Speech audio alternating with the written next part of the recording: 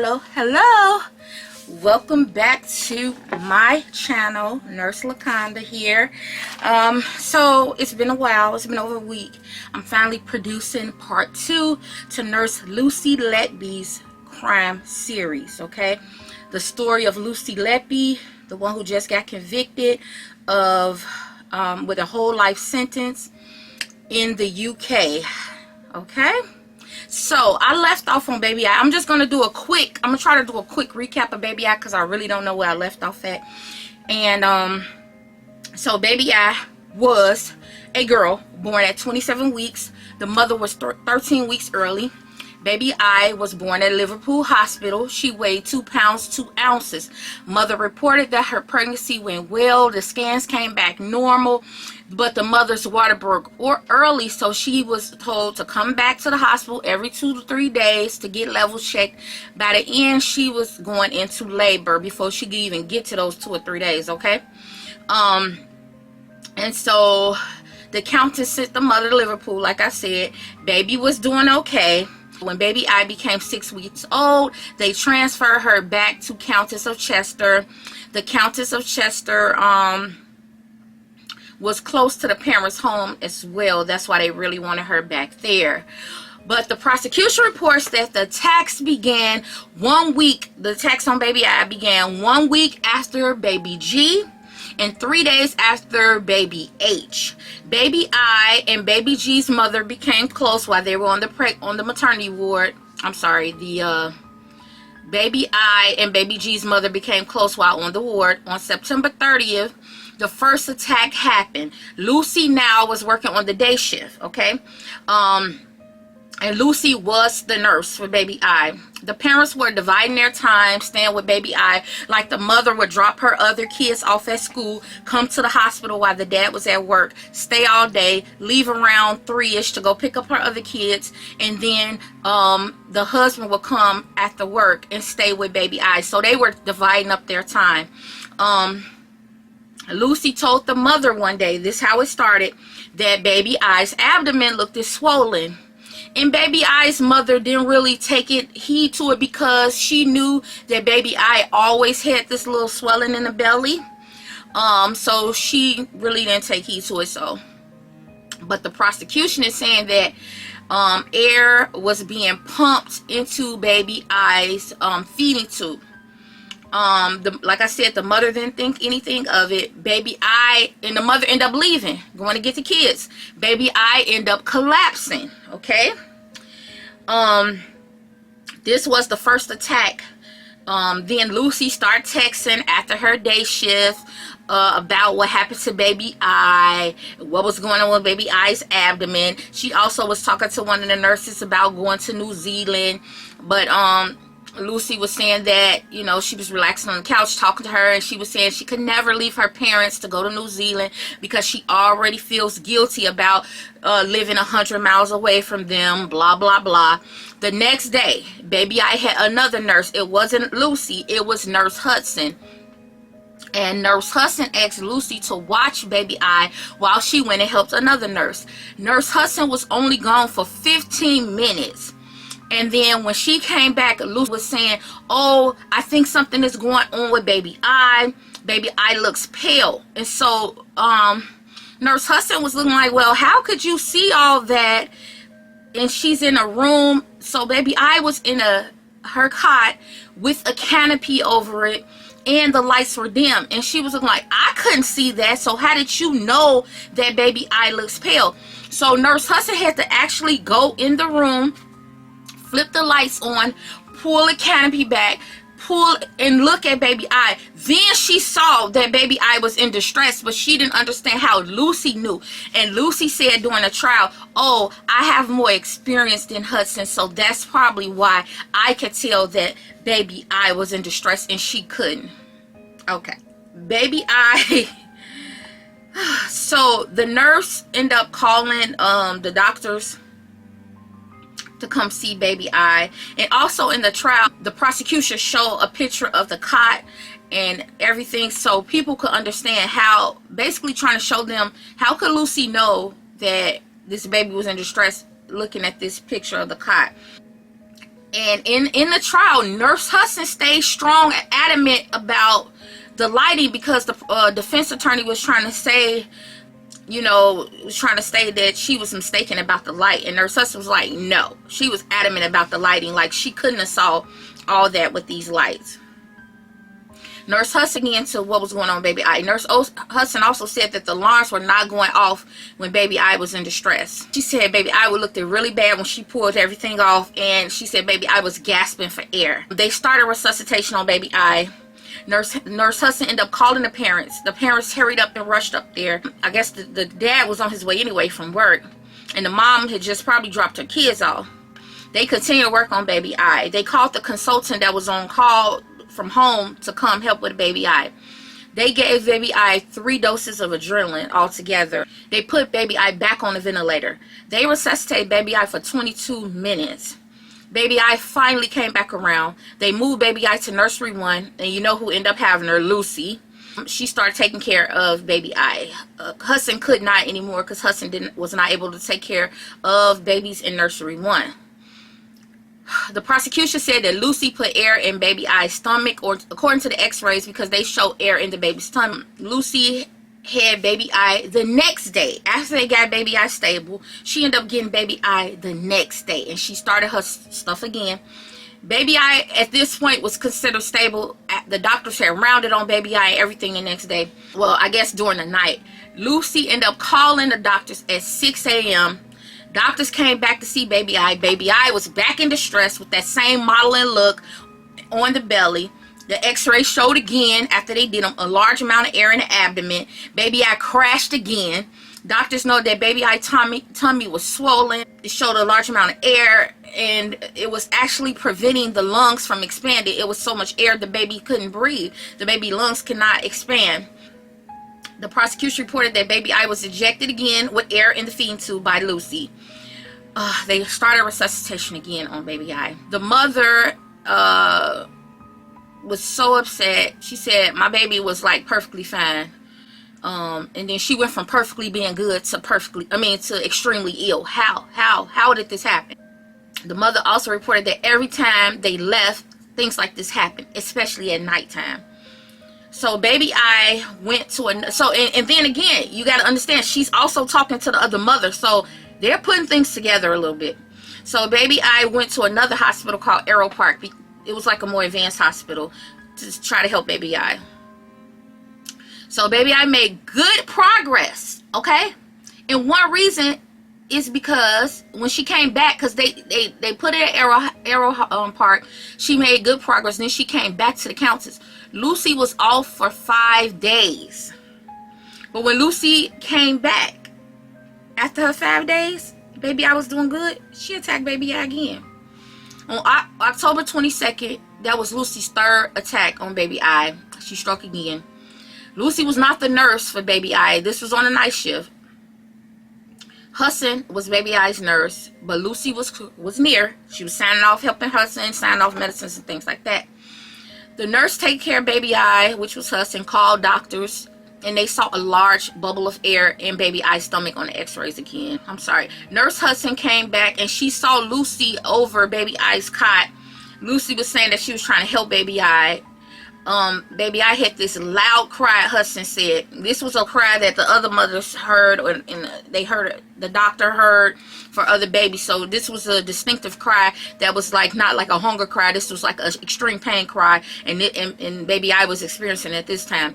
And Lucy, like I said, was acting like she was helping Baby I. The doctors came, Nurse Hudson, everybody. They started CPR. They was trying to save Baby I for almost an hour. Baby I did not respond. And all the resuscitation efforts, Baby I was not responding to him. So the mother and father decided to let Baby I go after they couldn't get her heart back. The mother was saying they would keep pumping on her chest, and she would get, they'll see the numbers. As soon as they stop, it'll drop again.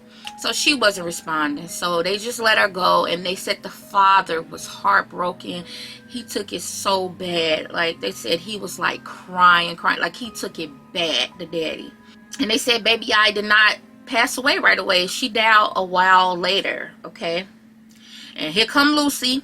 offering to help bathe her, saying that, you know, I'm the one that helped you bathe her when she was born, so I'm going to be the one who helped you bathe her now. The mother was annoyed by her. She had a smile on her face after they just left their baby. She made the mother feel very uncomfortable.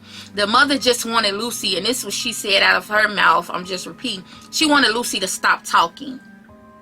Lucy sent the parents a sympathy card during the funeral, okay? This is after this. One of the nurses was going to the funeral. I don't know which nurse. And she was working. So she sent the card by one of the nurses. And she took a picture of the card in her phone, okay? Okay, that's weird.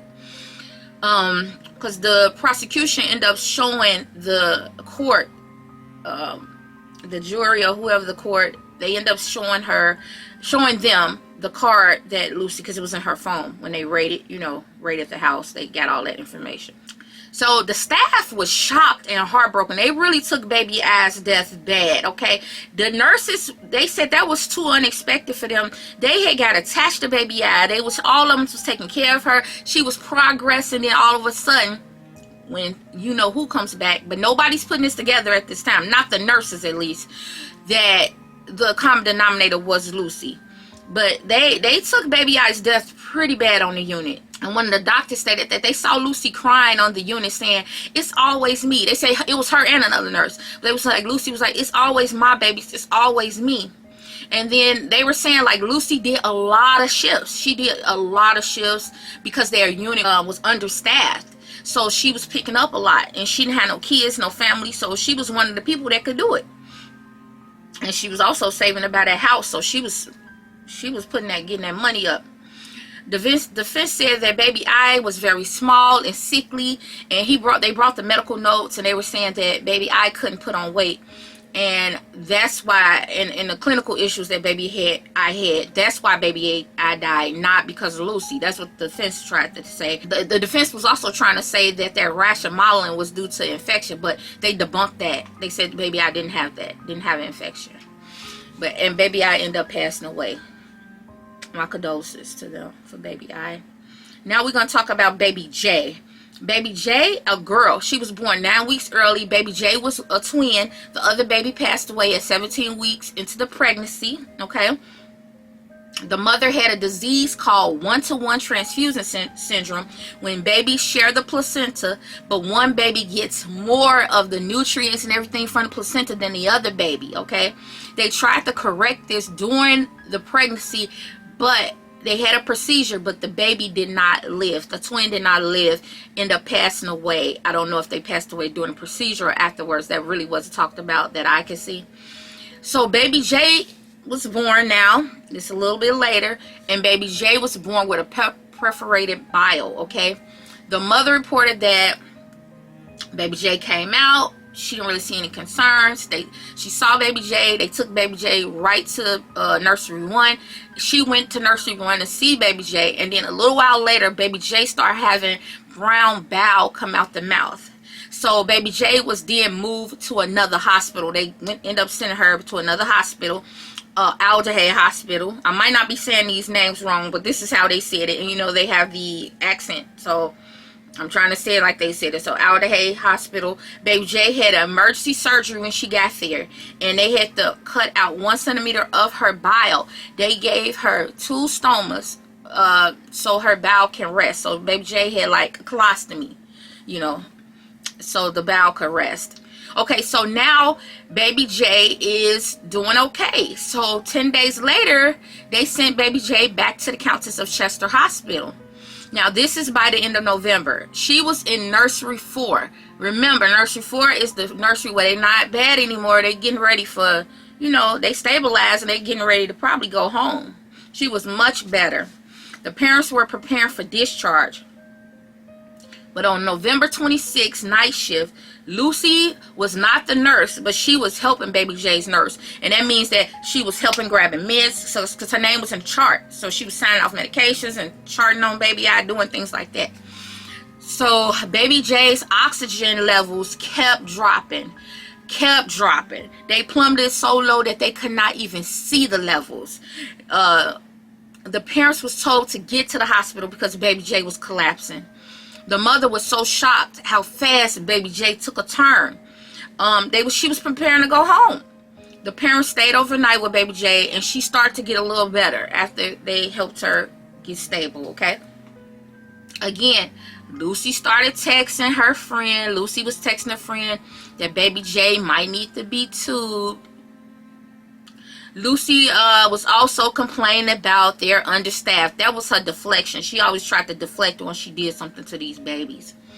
Baby J ended up moving back to nursery too. The prosecution concluded that baby J collapses were due to Lucy sabotaging baby J's care, okay? One of the expert witnesses because some of these people, they were getting from other hospitals to look at these charts and look at what was going on with these babies. But the problem was, and this is what they said, they couldn't come up with why the babies was collapsing, because this was a criminal case. This had nothing to do with medical errors, and that's what they were looking for. They should have got the police involved, and they would have found out that this was criminal. So the expert witness kind of went off on Myers, the defense attorney for Lucy. He said, you're cherry picking this case, and you're insulting, basically saying you insulting professional people that know what they're talking about, okay? So he gave Myers a taste of his own medicine, okay?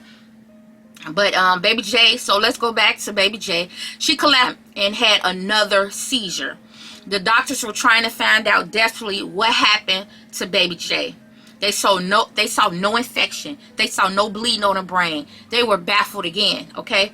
The doctors reported that he just couldn't find no medical issues to justify what was going on with baby J.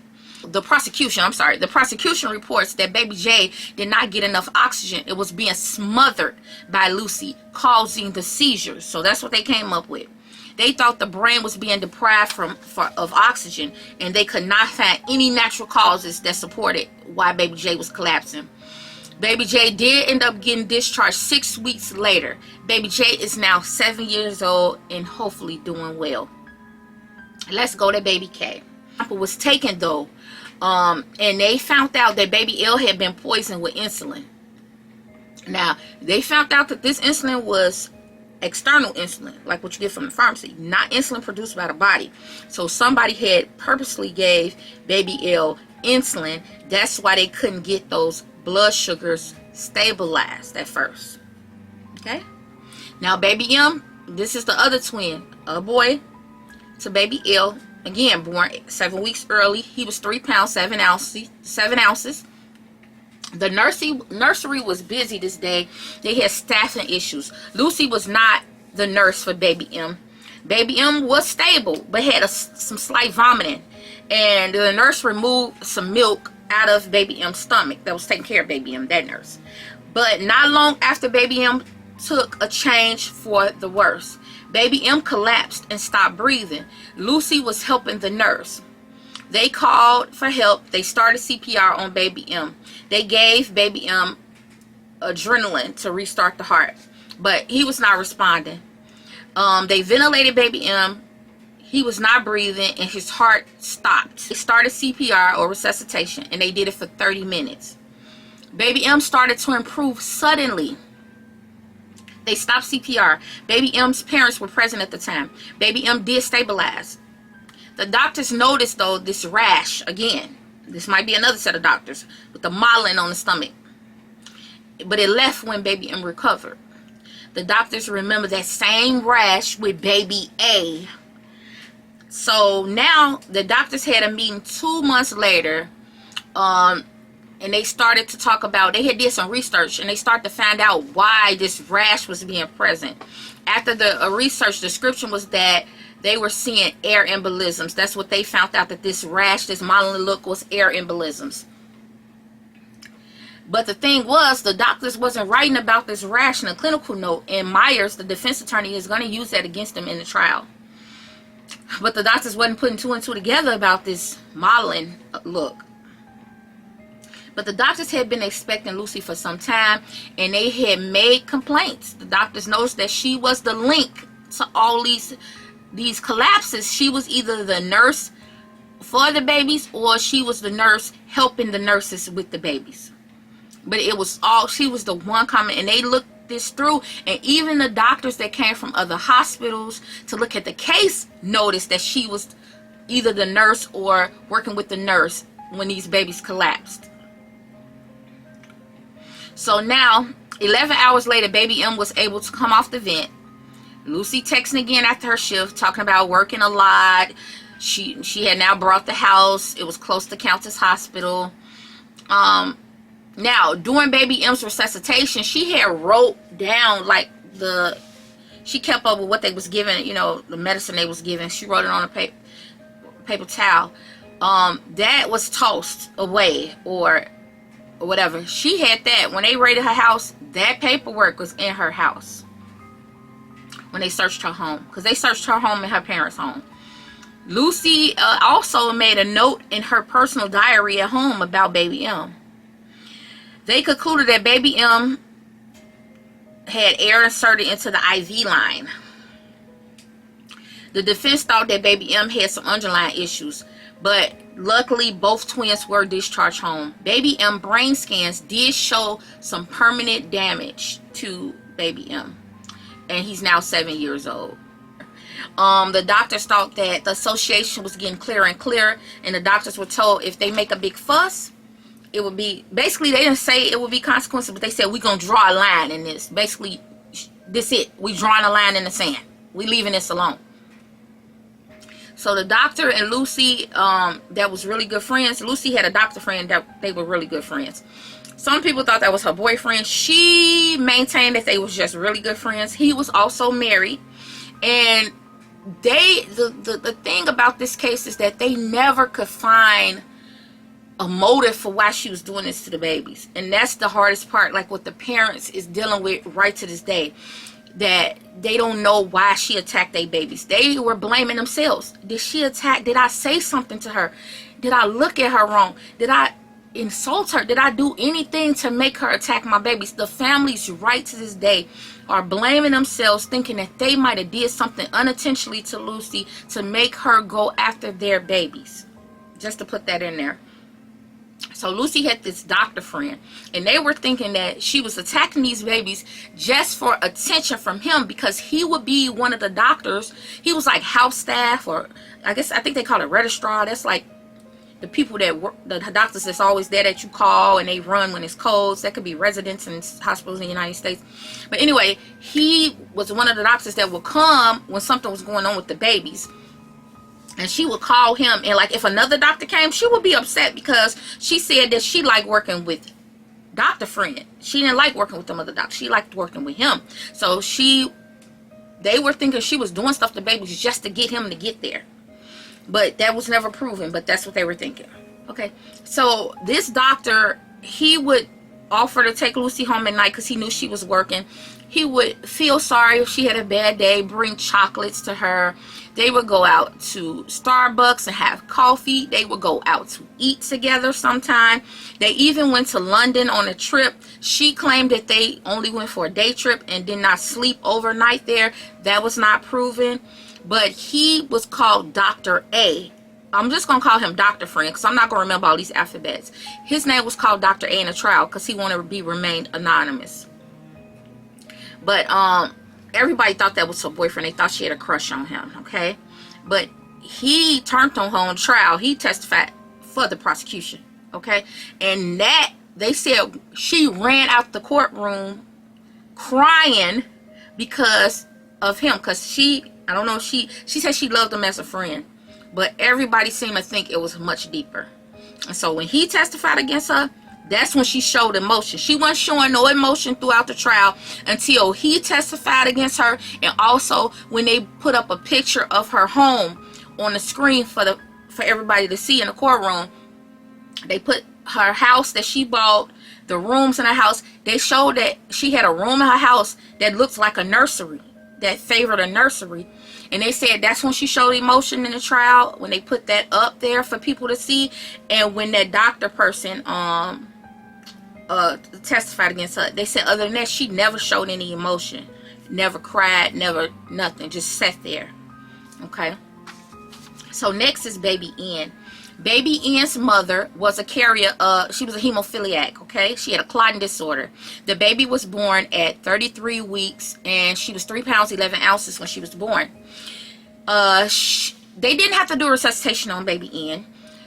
He was admitted right away to intensive care. Lucy worked the night shift. Okay, that night Lucy was texting her colleagues about this hemophiliac baby, because they wasn't used to taking care of baby like that. So Lucy did not have baby Ian though. Okay, so baby Ian was improving.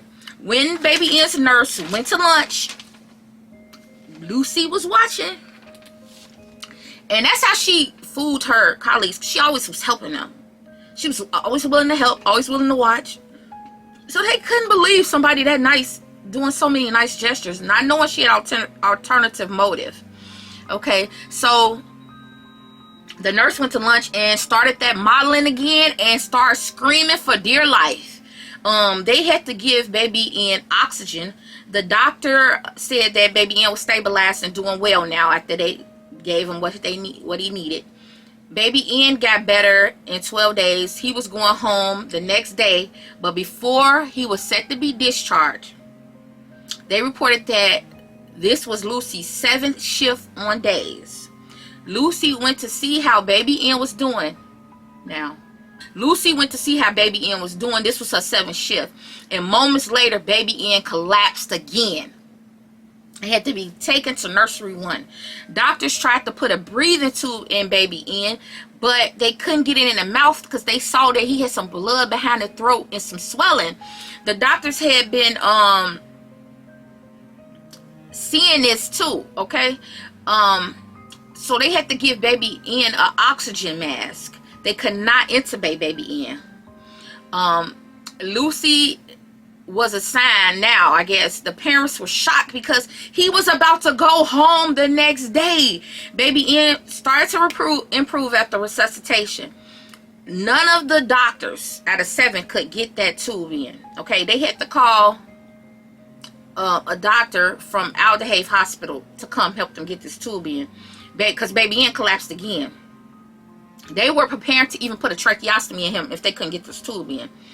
So that team over there from Aldehave came at the nick of time.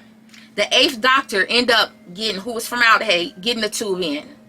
It helped baby Ian, and then baby Ian was sent to Aldehave to get better, and he ended up getting discharged home. Baby Ian did not have any further episodes, but he was sent back and forth to the hospital as from when he was at home. The doctors could not see any reason why baby Ian had deteriorated and collapsed like that. They couldn't find a reason for it, okay? We know why now.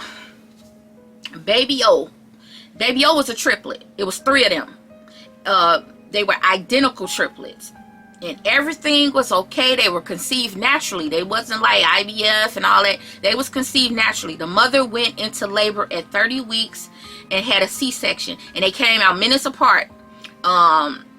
Baby P was 4 pounds 9 ounces. Baby O was 4 pounds 7 ounces, and baby Q was 4 pounds and 2 ounces. All 3 were admitted to the neonatal unit. Baby O started to have issues first. Lucy came on shift at 7 a.m. This was her first day back from holiday. Holiday is vacation, I assume. Okay, another word we need to know. She had a student with her. You see how she do? She gonna try to do all this stuff while she got a student and make it. To me, I think she was trying to blame that student for the stuff, okay? Or had somebody to blame something on. And you shouldn't do that to no student. That was so dirty of her. So she came on shift that day. Baby O was receiving oxygen through the nasal cannula. They said Baby O was very active and alert. They had no concerns at this time about Baby O. So now Lucy and her doctor friend was texting. It was a friendly text. Lucy just texted him, let him know she back from holiday, blah, blah, blah. But another nurse looked at Baby O, and they suggested that they think Baby O need to move to nursery 1.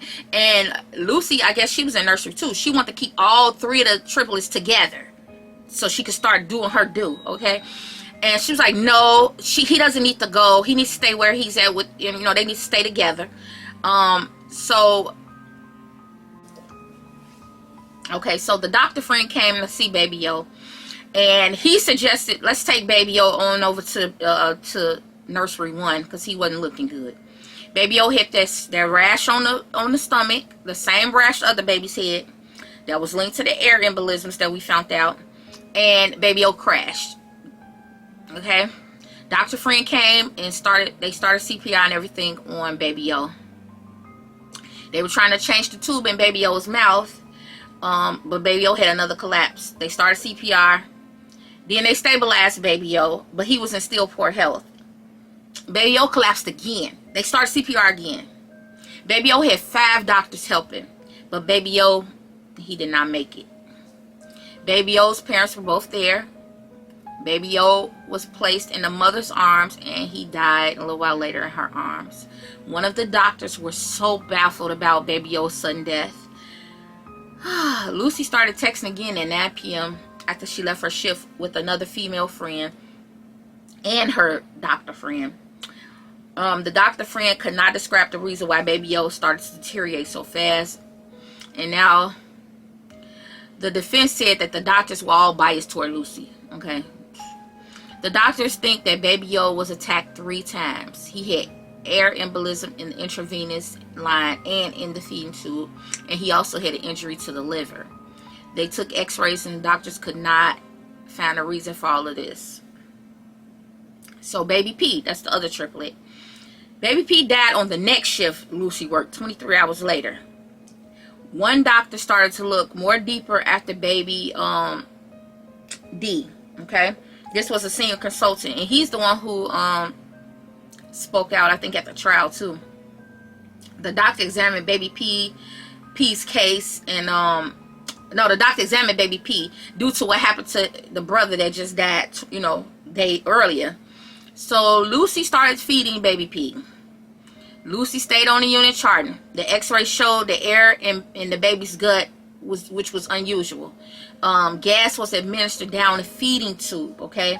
Baby P was having problems digesting the feed, so they stopped the feed. The parents did stay over because they were scared because one of their triplets passed away. They were very anxious about Baby O passing away. And Lucy is preferring to be in nursery 1 and 2. The doctor. Okay, so I left off with the parents being anxious about the other baby dying. The doctors noted that the abdomen was swollen, but he was stable. But Baby P ended up collapsing at 9 a.m.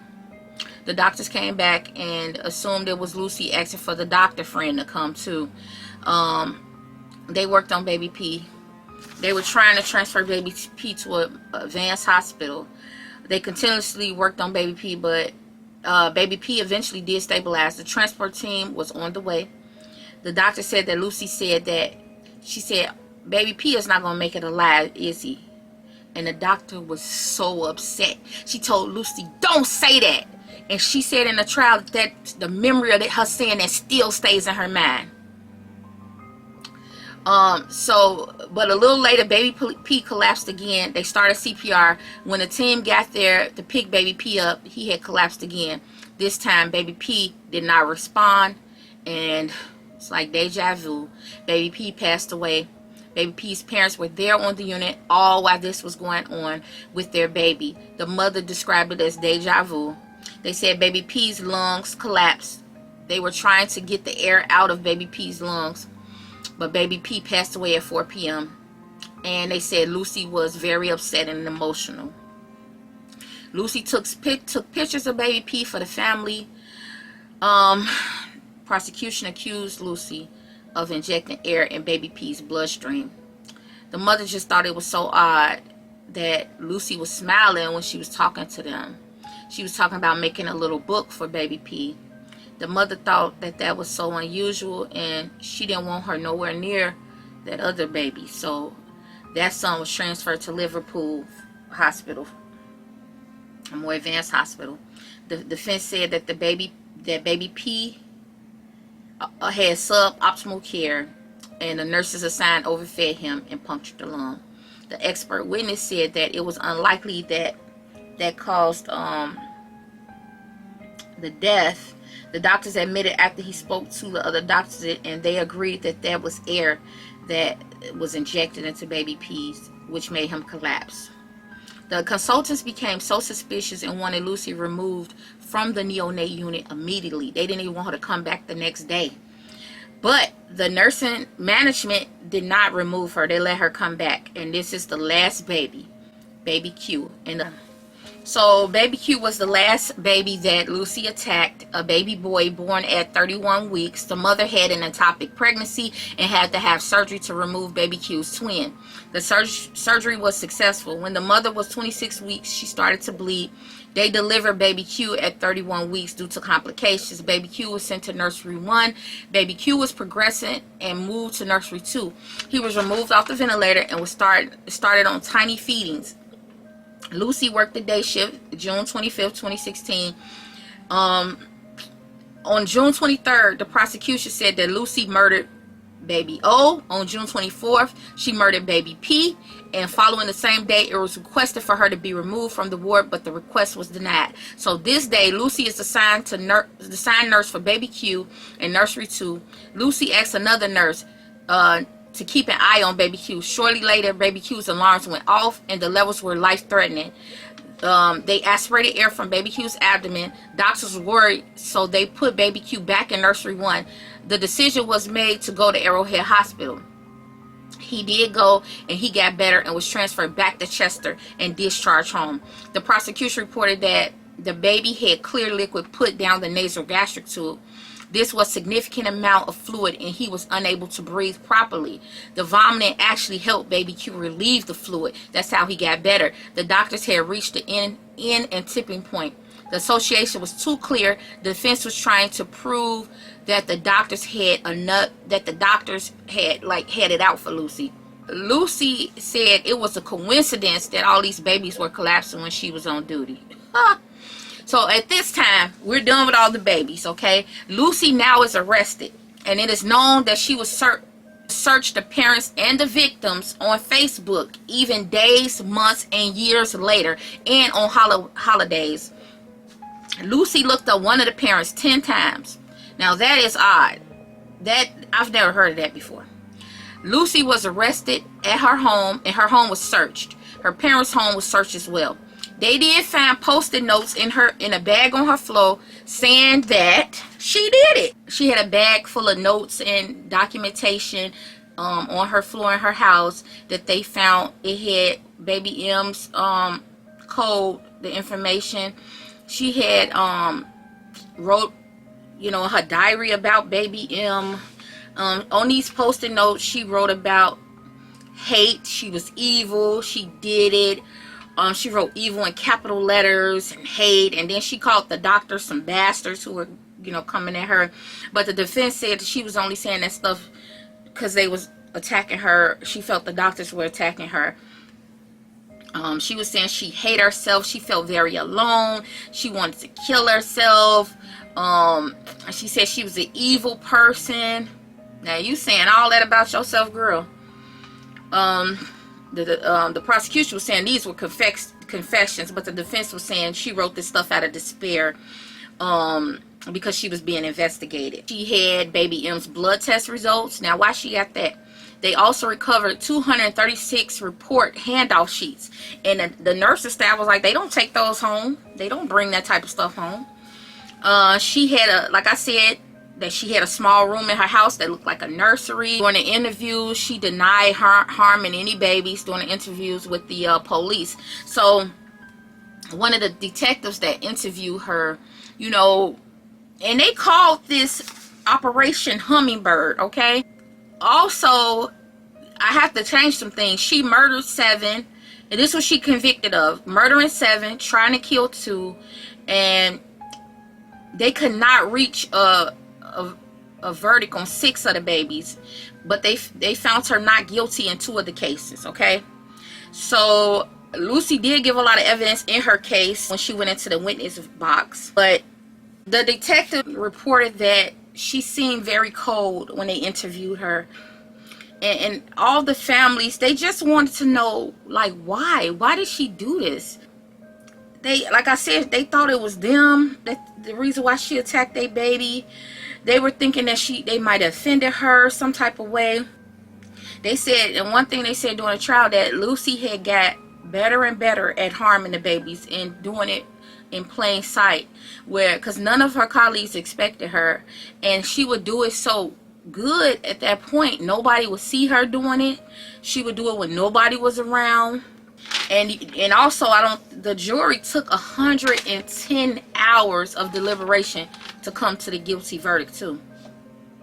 And they said they didn't think Lucy thought that the detectives would go into so much debt to find her guilty. They said that's what they thought. Lucy thought that they would never find out. Like, they wouldn't go into so much detail, because they said that they assigned one detective to each case at first, so they wouldn't be biased, and they wouldn't talk. They told them not to talk to each other till they got the evidence, and then they all came together, and that's when they was like, oh, that happened in my case, that happened in my case.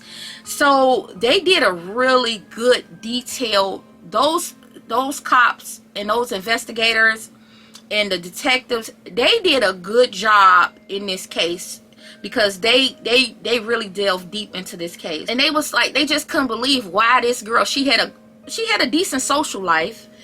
She lived away from her parents, but she had friends she would go out with. A lot of the people was people she worked with, but she would go out, she would have fun, she would do things with her family. Like I said, she was betting on horses and won.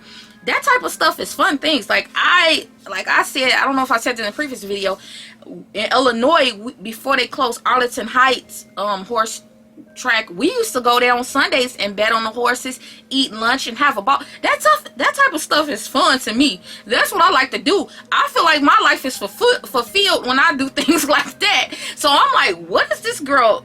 It seemed like she had a fulfilling life. Why was she doing this? It seemed like she had a good family. But this is the kicker, though. So the doctor, who he's retired now, who testified in the case, he was one of the people that was thinking Lucy was the common denominator. He said that once they got Lucy off the unit, you know, Lucy went to, like, after that, she went to like a sit-down job where she did paperwork. She wasn't in a clinical setting once they got her off the unit. And they said they made 3 changes. Removing Lucy. I think they took the bed count down from 16 beds for the babies in the nurseries to 12. And they stopped taking babies, I think, at 27 weeks and start taking them at 32. So that was the 3 things they did. They said that in 7 years, now remember, this all happened in 1 year with all these baby attacks. They said in 7 years since Lucy left, they have had only 1 death, or 1 collapse in death. 1. That's what proves right there. Because the other stuff wasn't that significant. But removing her was the biggest thing. And they only had 1 death for 7 years. That's why the doctors could not believe it. Because they said what was happening to the babies. They said they will probably get the most, is probably 3 deaths in a year or every other year. They say it was just rare. But when they start getting them back to back, they like, is it something going on in the unit? Is something in the water? Is it the infections going on? They did not know. They really were baffled, because they could not believe, and nobody would expect that one of their staff would be doing this to some babies. So even the nurses, when they even brought it to, when the nurses found out, like the nurses had been there for years, they were mad. They were mad at the doctors, like, how could you all accuse her of doing this stuff? Like, they were on Lucy's side. They was on her side. And now, just think how they feel that they even went to bat for her and she was lying all along. It's so heartbreaking, the whole situation. The baby's passing away, how she manipulated her nurse friends, how she manipulated her doctor friend. And nobody knows why she did all this stuff. Why? That's the big question up until this day, is why? Why would she do this? Nobody could figure it out, and it's baffling. And I think the families, they want closure. They want to know why she did this to their babies. So that's really it. You know, it's a very heartbreaking situation that Lucy harmed these babies and for no reason, no apparent reason. And now she has to spend the rest of her life in jail. They said her parents came to the trial every single day, supported her, and they broke down when they gave her that sentence. And it's so sad because nobody wants to believe that they have an evil child. Nobody wants to believe that they birthed somebody that could be that evil, that could harm babies that's the size of a bag of sugar. Like, nobody wants to believe that. And I feel for her parents, you know. And it's nothing in her past to show why she did these things. It's nothing, you know. And right now, to these days, these families are just still struggling with the fact that they don't know why she attacked their babies. They don't know why she did this to their babies. And I was thinking that, and this is just my own conclusion, I think she saw something in those parents that she was either jealous of, didn't like. It was something for her to attack their babies. I'm just not going to walk away and say she just randomly picked those. But I don't think she did. I think she picked the mothers and fathers that she maybe was jealous of, or just something triggered with them that she didn't like, or either she did like and she didn't want them to be parents because she wasn't a parent.